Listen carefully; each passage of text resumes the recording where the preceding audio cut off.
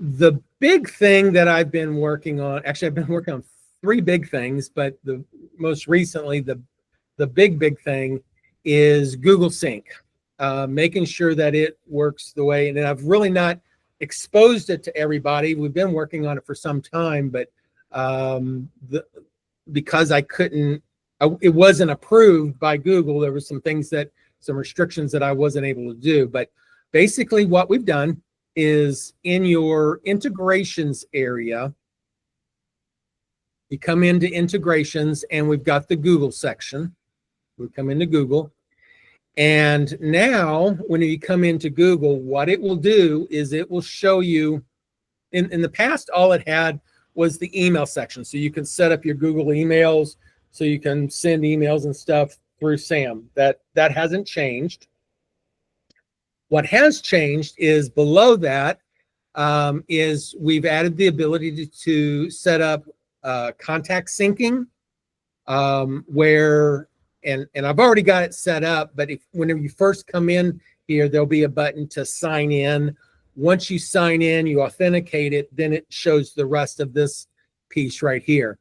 What you can do is you can choose what do you want to synchronize. And for Teams, it's going to be kind of up to you how you want to deal with this. But some people will go in there and they will, if you want to synchronize everything, you certainly can do that. For you guys that have 27,000 records, I really don't think you want to do that. So what I would encourage you to do is find some tag the records that you want to synchronize, and then choose that as the synchronization tag. So mark all your contact records that you want to sync, and then with whatever tag, and instead of choosing all contacts, choose that tag.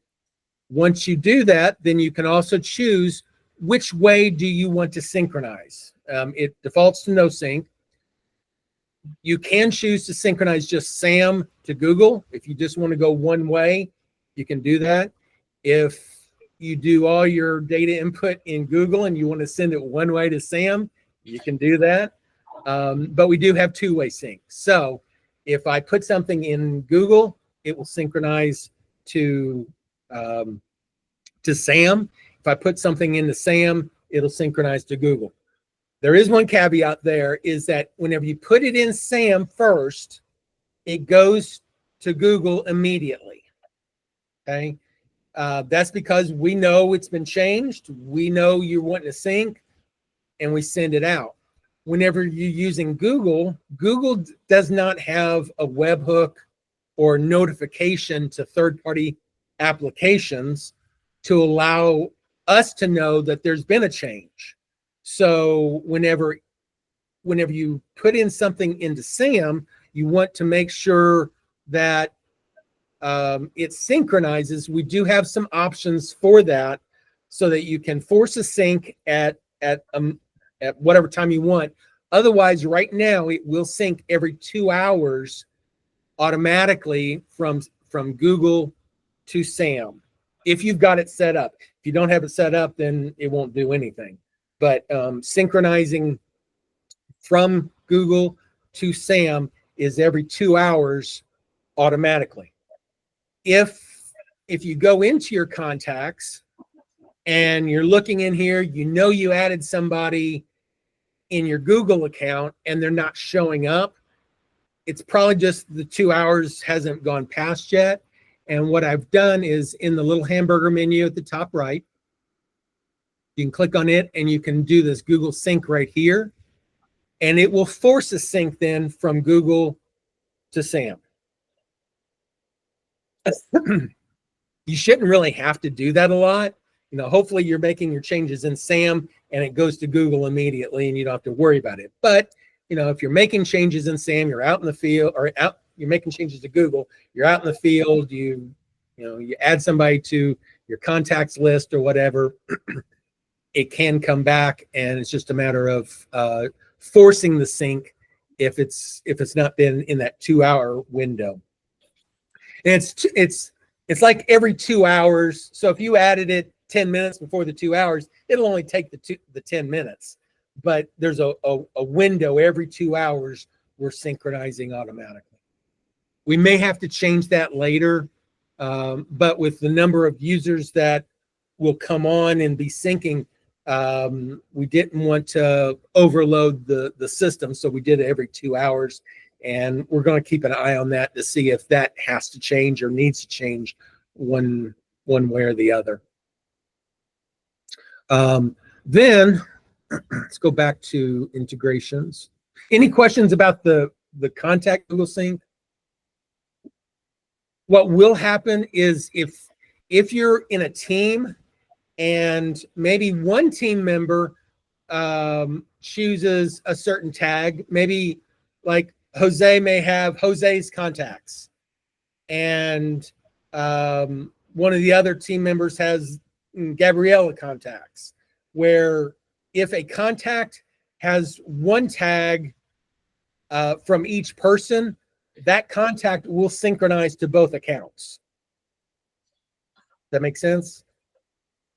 So in the event that you wanted to have split contacts in the database, that can be done, but you're better off just picking one and then synchronizing, and you're good to go. Once you make these selections, whatever selections you do need to save those settings, and then they take hold. Then we've got 3 buttons to kind of handle the syncing. So this the sync changes only, Google to SAM. This is the same functionality as what I showed you in the contact record. It just synchronizes the changes since the last time it synchronized. Okay, but you may want to synchronize, maybe it's, you've just set it up and you want to synchronize all your SAM contacts to Google. Well, you can click on this button here, sync all contacts SAM to Google, and it'll, anything that's in SAM would go in there. It is, whenever I say all contacts, it's really all contacts of whatever type you've selected. I might ought to change that button, sync. I kind of like that. So if I had chosen to synchronize just buyers for whatever reason, if I choose sync all contacts SAM to Google, it's only going to grab the ones that are buyers and sync those over. So that's important to know. Whenever you are in Google, from Google to SAM, the challenge there is going to be if you don't have contacts that are in a buyer's group. Everybody knows in your contacts, and just kind of give you an example over here. These are groups over here, these labels, these are different groups. And if you don't have names in this group, yet you've selected that as the group, then nothing would come over. But this here button here allows you to synchronize those contacts that are in your Google account back into SAM and be available.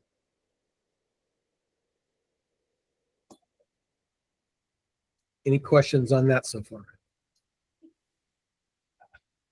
On the team, we want to share. We share like one calendar where we can see everything. Like when we do a property tour, we have an appointment at the office and everything. If you want to sign it, let's say Erika set up an event. She had to put it on hers, and then so Laura can see it. They're coming to the office. So how does that want to work? Okay, so for calendar, we do a similar type of thing. So that was just the contacts that I showed you there. Right below that then is the calendar.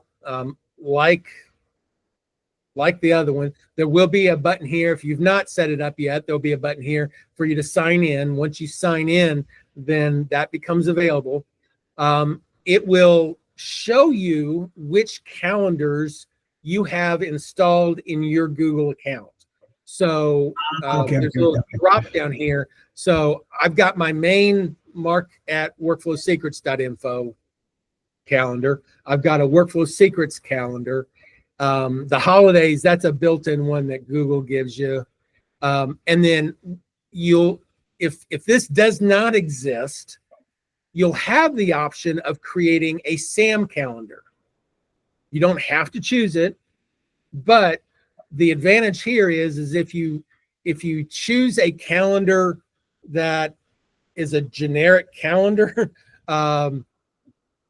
type, then it makes it easier. Like if I go to my calendar here, I've got Mark, I've got birthdays, I've got workflow secrets. I can turn off, because I am synchronizing to this SAM calendar here. I can turn off everything else and just see my SAM calendar. Additionally, I'm not adding these things to maybe my personal calendar that I've got, family events and things like that in there. And consequently, if you've got family events and stuff in here, if those get added and you're synchronizing to that, that comes back into SAM, and you probably don't want that. We had that issue with in the past. So what I did is I allow you to pick which calendar you want to synchronize with. And if you don't have a generic one, we've got one that you can add and just call it SAM calendar. If you go to add an event, so let's say for today at 2 p.m., I come in here and I want to say sample activity, and maybe I want to, now here's the thing about the differences between Google Calendar and the SAM calendar. Google does not have a way to associate a calendar activity with a person unless you add them as a guest. So in order for me to do something here, so let me say I'm going to add Davy Crockett here. Actually, no, let me do John Loco. So I can add John Loco to this, and the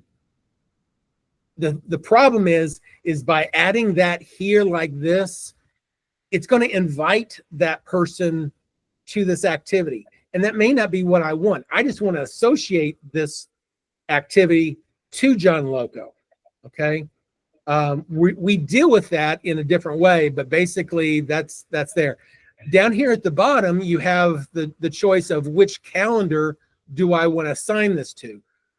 Because I'm only showing the SAM calendar, it defaulted to SAM calendar. Most of the time, it'll default to my main Mark step calendar, and it'll show that. And then I have to come in here and say, well, I want this to be on my SAM calendar and be there. I can add a location, say 555 South Main. Maybe I want to add some notes. Add some notes here, and then I click save. Here's where it's going to say, hey, you invited John Loco. Do you want to send an invite? And the only thing you can do, they don't give you an option here to invite all guests other than do it. So here's my sample activity to John Loco, and it's on my SAM calendar. If I now come over here and go to my calendar, here I have my sample activity showing up. If I click on it, John Loco is in there.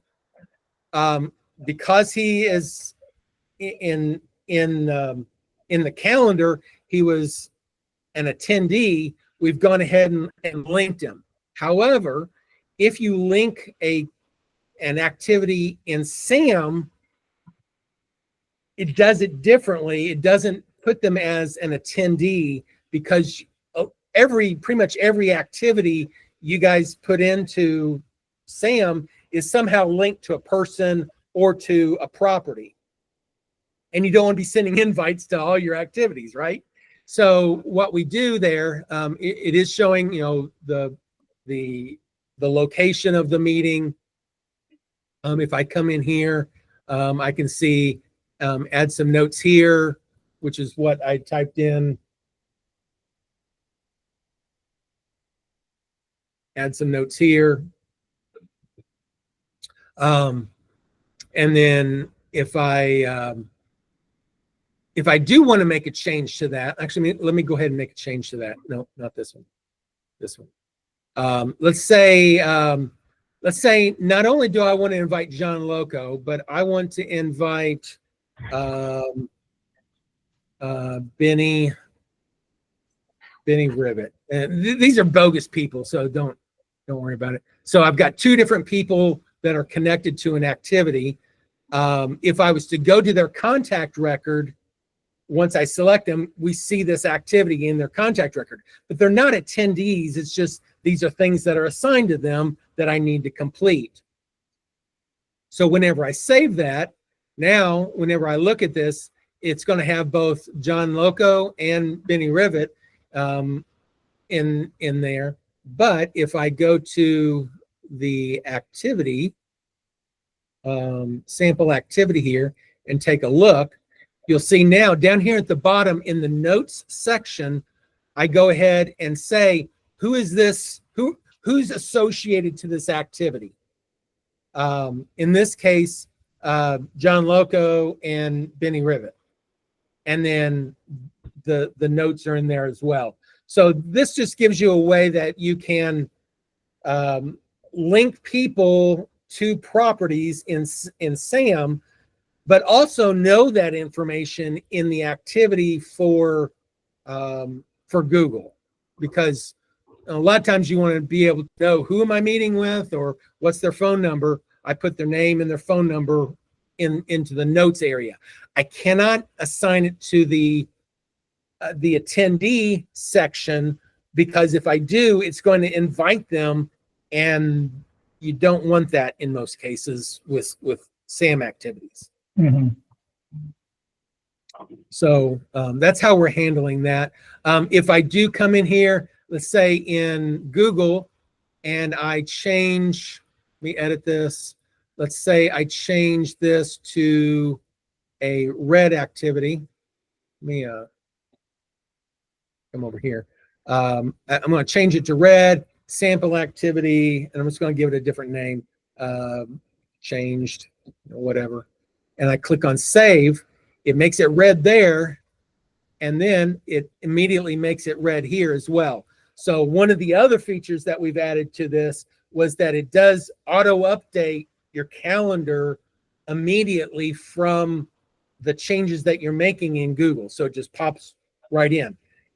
In contacts, they don't allow you to, if you make a change in contacts in Google, it can't notify a third party, but their calendar does, which doesn't make sense to me. Why don't you do it on both? But in either case, we are able to say, if a change is made in the calendar in Google, immediately update it in SAM, and it does that. So if I then come in here and I say, well, I don't want it red, I want it, yellow, for whatever, and then click save. And I come over here and it changes it to yellow.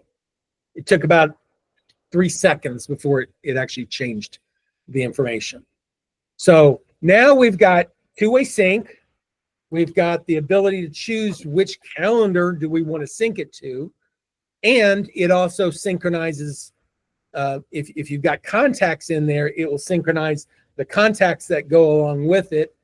If you're assigning them from Google, it will create the contact in SAM. If you make any kind of changes to the activity with a person, then it just puts those people into the notes area so that you know who you're meeting with.